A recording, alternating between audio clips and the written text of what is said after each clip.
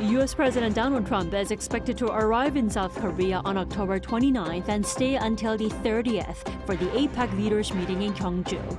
It's also believed he will have a summit with his South Korean counterpart, Lee Jae-myung. The Cambodian Prime Minister expressed regret over the recent death of a Korean national in Cambodia and promised tighter safety protection for South Koreans in the country. The President, Chief of Staff for Policy, and the Industry Minister are on their way to the U.S. to fine-tune follow-up tariff negotiations with Washington, which the two officials say they are positive about. The high hopes helped South Korea's benchmark KOSPI break through the 3,700 mark for the first time on Thursday. U.S. President Donald Trump is expected to pay a two-day state visit to South Korea starting October 29th for the APEC Leaders Meeting later this month. A visit that will likely include summit talks with President Lee Jae-myung. Yoon Jung-min starts us off. U.S. President Donald Trump is expected to visit South Korea from October 29th to 30th in time for the APEC Leaders Meeting in the city of Gyeongju. That's according to South Korea's National Security Advisor, Ri Sung-rak, on Thursday, adding that a South Korea-U.S. summit is expected during that time when asked about the issue. He declined to further comment, saying a change in schedule is possible.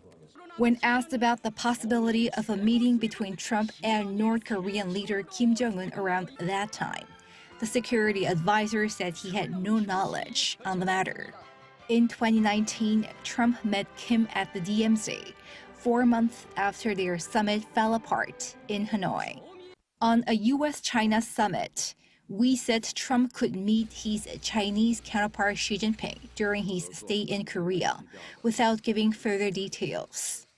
Talks are reportedly in the final stages to invite the leaders of the U.S. and China to South Korea later this month, in the form of a state visit.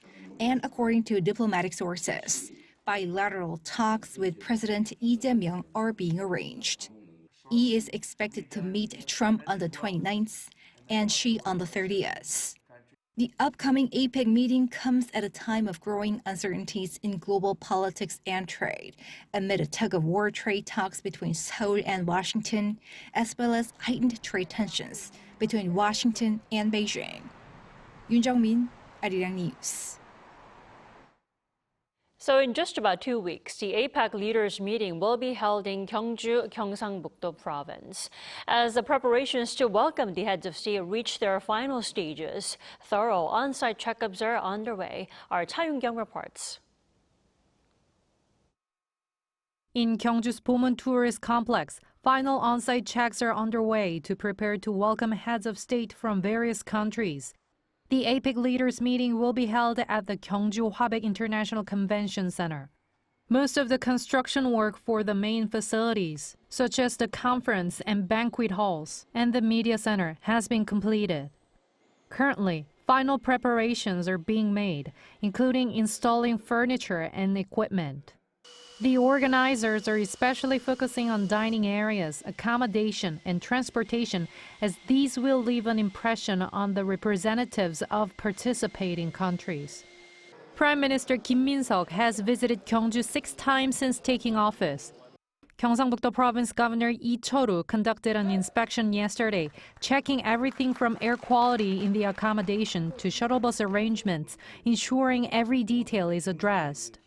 Since security is a top priority with world leaders, including U.S. President Donald Trump and Chinese President Xi Jinping attending, a 24-hour security and safety operations center has been set up, involving the National Intelligence Service, the military, police, and fire departments, and the Coast Guard. All routes from the airport to the event venues for the heads of state have been subject to practice runs to ensure everything moves smoothly. During the meeting, after sunset, the Pomun Tourist Complex will shine brightly with newly designed scenic lighting. Around Pomun Lake, large-scale 3D projection mapping and laser light shows will take place alongside symbolic APEC sculptures. Additionally, Footpaths near the leaders' accommodation will be lit with golden lights, reflecting the image of Gyeongju as a city of gold. The APEC Leaders Meeting, last held in Korea 20 years ago, will kick off in Gyeongju in just 2 weeks. 차윤경, Arirang News. Now, on to the recent string of crimes targeting Korean nationals in Cambodia. Cambodian Prime Minister Hun Manet expressed regret and condolences over the recent death of a Korean national in his country and promised cooperation for the safety of Korean nationals there. Pyeongyang has this report.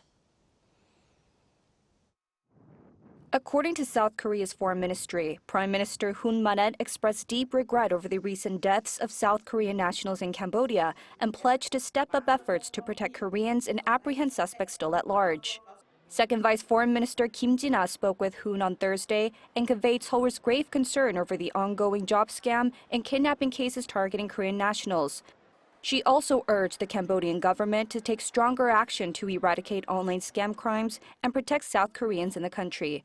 Kim emphasized the importance of a new Korea-Cambodia joint task force on scam crimes and called for Phnom Penh's cooperation in swiftly repatriating detained Koreans. She also requested continued support in sharing investigation records and autopsy results related to the Korean nationals found dead on Bokor Mountain in August, and in expediting cremation and repatriation procedures. Earlier that day, Kim met with the Secretary General of Cambodia's Online Scam Response Committee, agreeing to step up cooperation to protect Korean nationals and advance plans for a joint task force. The delegation later toured a former major scam site to assess conditions and hear briefings on Cambodia's enforcement efforts. At a briefing on the same day, National Security Advisor Wee Sung-nak said that the government will mobilize all possible means to protect Korean nationals in Cambodia and ensure the swift repatriation of those who have been detained. We said the government will also strengthen international cooperation to root out the scam job industry, which he described as a massive organized operation involving some 200,000 people across multiple countries. We will work not only with Vietnam and Thailand, but also review all 190 overseas missions to identify potential threats, while strengthening cooperation with the United States to root out transnational crime networks. He added that the plans are also under discussion to trace and confiscate profits gained from these scams through international cooperation.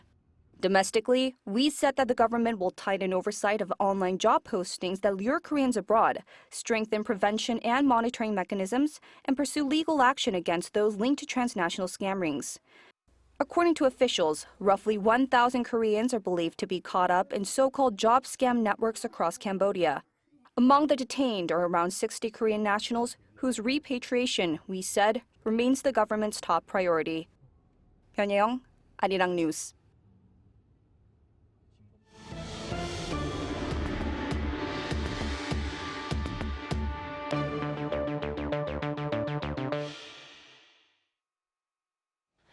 Tariff negotiations between South Korea and the U.S. appear to be reaching its final stage, with officials from both sides hinting a deal is imminent. Additional negotiators from Seoul are joining their economic chiefs in Washington to iron out the remaining trade details this week. Our Moon Hae-dan has this report. Top South Korean officials expressed a positive outlook on trade talks with Washington ahead of follow-up negotiations.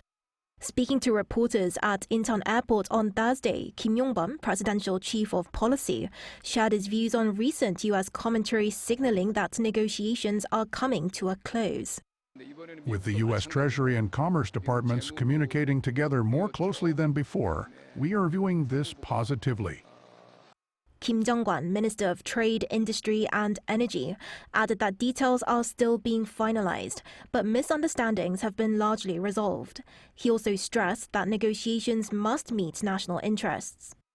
I believe it is far more important that any outcome aligns with our national interests and the understanding of our citizens.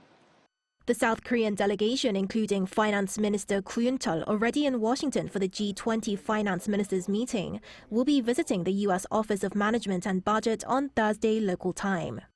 This follows remarks from U.S. President Donald Trump, who said that South Korea signed a deal to make an upfront payment to invest in the United States. Speaking to reporters at the White House on Wednesday local time, Trump added that Japan pledged $650 billion and South Korea $350 billion. In reality, Japan's investment commitment stands at $550 billion, and Seoul has already pushed back on the idea of a direct cash payment, warning it could trigger financial instability. U.S. Treasury Secretary Scott Bessent remarked that he expects something from trade talks with Seoul to come within the next 10 days, as they are in the process of ironing out the details. When asked whether the U.S. is willing to offer South Korea an unlimited currency swap, he drew a line saying it is a matter for the Federal Reserve. However, he added that if he were the Fed chair, South Korea would already have a currency swap facility similar to Singapore's. 문혜련, Arirang News. And with high hopes over a positive outcome between Seoul and Washington, South Korean shares extended their record-breaking rally on Thursday, with the benchmark KOSPI closing above 3,700 points for the first time. Park Jun-han has the details. South Korea's benchmark KOSPI closed past the 3,700 mark for the first time on Thursday, extending its record-breaking rally. The KOSPI opened at just over 3,675 points, up 0.51% from Wednesday's close. It then broke the 3,700 mark during the morning and closed at over 3,748 points, a 2.49% increase since Wednesday's close. Samsung Electronics shares also hit an all-time intraday trading high, surpassing the 97,000 Korean won mark during the day to close at 97,700 won. Also a record high.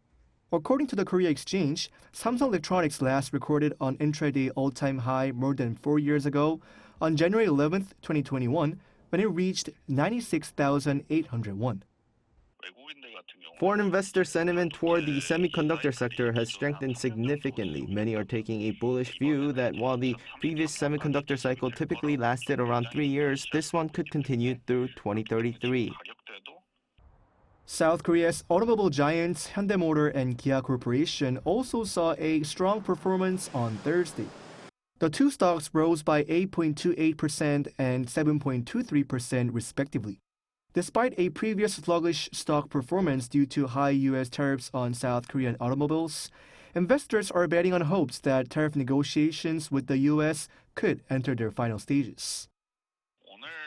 I think today's gains in auto stocks largely reflect optimism over trade negotiations between South Korea and the U.S.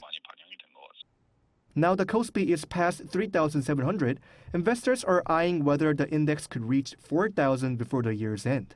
The KOSPI continues to rally on government policy support, improving investor sentiment and optimism over third-quarter earnings, raising expectations that the momentum could carry through the months ahead. Park Jun-han, Arirang News. The Korean economy continues to face weak growth in overall production, largely attributed to a contraction in the construction sector. But the general trend for consumption appears to be improving. Our correspondent Moon Ji-young explains. The state-run Korea Development Institute has maintained its previous assessment for the South Korean economy, citing the ongoing sluggishness in construction investment and the gradual easing of the economic downturn, primarily driven by consumption. The assessment comes from the KDI's latest monthly economic green book released on Thursday. Overall production growth remained subdued, largely attributable to declining investment across various sectors. Industrial output in August remained unchanged from the previous month. This sluggishness is particularly evident in the construction sector, where investment has continued its sharp decline. Construction output fell by 6.1% year-on-year, marking 16 consecutive months of contraction. Facility investment is also undergoing a period of adjustment, while manufacturing investment remains relatively subdued. However, consumer spending is showing a gradual easing of its slowdown, with the underlying trend of improvement persisting. While overall retail sales saw a temporary dip in August following robust spending in July, seasonally adjusted figures still indicate a modest recovery, supported by factors such as falling market interest rates and the ongoing government policy measures. Meanwhile, global trade uncertainty remains elevated, posing downside risks to the export-driven economy. High tariffs on Korean motor vehicle exports to the U.S. notably remain in place, further contributing to these challenges. This comes as China announced plans to tighten export controls on rare earths, and the U.S. signaled potential additional tariff increases on Chinese goods. 문지영, Arirang News. President Lee Jae-myung, who has been saying that cutting red tape is a key to South Korea's economic growth, chaired another open debate today, which was joined by ministers, business leaders, and experts. At this time, the focus was on the biotech, energy, and culture sectors. Our presidential office correspondent Song Yoo-jin reports. From a no to a yes. President Lee Jae-myung is calling for a paradigm shift in South Korea's regulatory approach, again emphasizing that cutting red tape is key to the country's economic recovery. 어떤 규제라고 하는 게 허용되는 것을 공무원들이 정하기에는 세상이 너무 복잡하고 너무 빨리 변해요. 이제는 그래서 꼭 문제되는 거 아니면은 원칙적으로 허용한다는 관점으로 모두 전환을 좀 했으면 좋겠다. The president made the remarks on Thursday while presiding over his administration's second open debate on regulatory reform. The debate focused on easing restrictions in biotech, energy, and culture. Industry leaders pointed to South Korea's lengthy drug approval process, which takes about 420 days on average. Speed matters in every industry, but in biotech, it's directly tied to people's lives and to patents that drive innovation and profit. We need more qualified reviewers at the Ministry of Food and Drug Safety. In response, the ministry plans to add 300 new reviewers and speed up the process, aiming to cut approval time to under 240 days. In the energy sector, the government will streamline import procedures for recycled resources like used batteries and lower the 3% import tariffs next year. This is to secure key minerals such as lithium and rare earths, a move already pursued by major economies like the U.S. and Japan. On the cultural front, debate explored ways to revive South Korea's struggling film industry, hit hard by the rise of streaming services. We urgently need an emergency injection of government funds to resuscitate our film industry. Once capital starts circulating, producers will have more choice, and major films can return to theaters. For that, a fund worth 700 billion won, or around $500 million, will be set up next year to support local productions while expanding tax credits for film companies. Aiming to shift the government's role from a regulator to a growth partner, more industry-specific discussions and deregulation measures are expected to follow once the Presidential Committee on Regulatory Reform is launched. Song Yoo-jin, Arirang News. Now, in the Middle East, Israel and Hamas have reportedly begun talks on the second phase of the U.S. proposed peace deal. However, doubts over reaching an agreement are rising, as the first phase has yet to be completed, following delays in the handover of the bodies of the dead Israeli hostages. Park Kwon-woo has more. The second phase of negotiations between Israel and Hamas is now underway despite the failure to complete the first one. As of Wednesday, only 9 out of 28 bodies of Israeli hostages killed while in captivity have been handed over by Hamas to Israel with the help of the Red Cross. Although the deadline for the full delivery passed earlier this week, U.S. President Donald Trump said Hamas was doing its job amid accusations that it's failing to comply with the deal. Well, they're looking for him, absolutely. They're looking. It's a gruesome process. I almost hate to talk about it, but they're digging. They're actually digging. There are areas where they're digging and they're finding a lot of bodies. Washington is reportedly working with mediators to help recover and return the remaining bodies. However, Israeli Defense Minister Israel Katz said Wednesday that the Israel Defense Forces are preparing a plan to renew the fighting and completely defeat Hamas if necessary. The second phase of the 20-point peace plan led by Trump includes thornier issues such as post-war governance in Gaza and the disarmament of Hamas. Trump has said the U.S. military will not be involved in the disarmament process. One of the key sticking points remains who would oversee Gaza's security after Hamas's disarmament.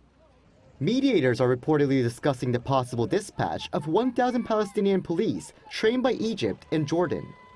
But this could face pushback as Israel has resisted security assistance from the Palestinian Authority. With several contentious issues still unresolved, eyes are on whether both sides can reach any meaningful agreement down the road. 박건우, Arirang News. The South Korea Supreme Court has sent back the high-profile divorce case involving SK Group chairman Choi Tae-won for a reconsideration. So the court overturned a record-breaking ruling worth about $980 million that would order him to pay his estranged wife. Park Hyo-bin reports. South Korea's top court on Thursday morning overturned a lower court's ruling that ordered SK Group chairman Choi Tae-won to pay his estranged wife Do So-young around 1.3 trillion won or about $980 million in asset division. The ruling comes 8 years after Choi first filed for divorce mediation in 2017 and a year and a half after the Seoul High Court's decision in May last year, which had marked the largest divorce settlement in South Korean history. The case will now return to the Seoul High Court for a new review. Choi's legal team welcomed the ruling, while no side said they had no particular comment.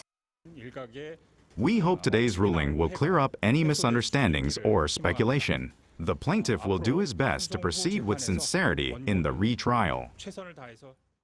At the center of the ruling was the question of asset division. The court determined that the 30 billion won, or about $21 million Do received from her late father, former President Do Tae-woo, cannot be considered part of her contribution in the property division, as it was obtained through illegal means. As such, the justices ruled that the SK shares that stemmed from those funds retain their illegality, and that Do So-young cannot legally claim them as part of her contribution to the company's growth. This means that the final amount Choi must pay in the property division will likely be readjusted in the retrial. However, the court upheld the previous ruling of 2 billion won, or roughly $1.4 million in compensation. Following the Supreme Court's decision, SK's stock plunged by 7% as investor sentiment weakened, even as the broader KOSPI index remained on an upward trend. Park Hyo-bin, Arirang News.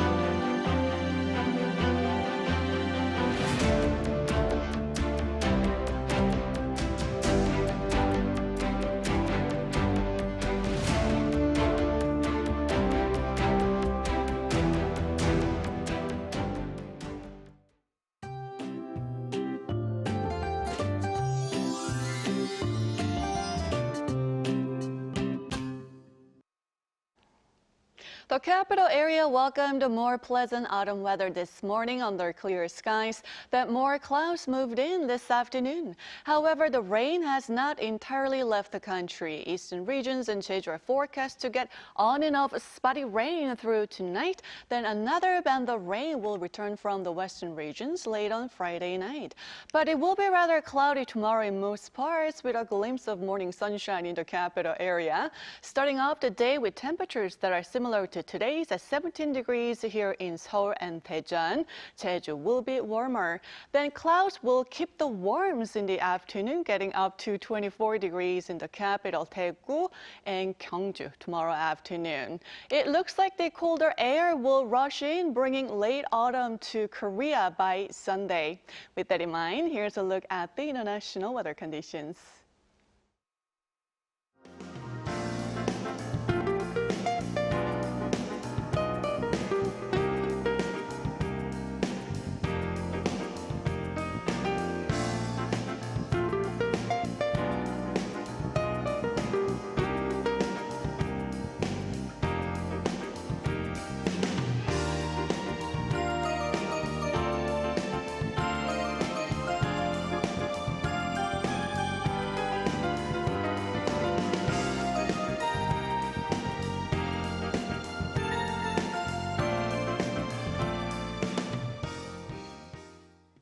That is all we have for tonight. I'm Kim Dami. From all of us here at Arirang, thanks for watching and good night.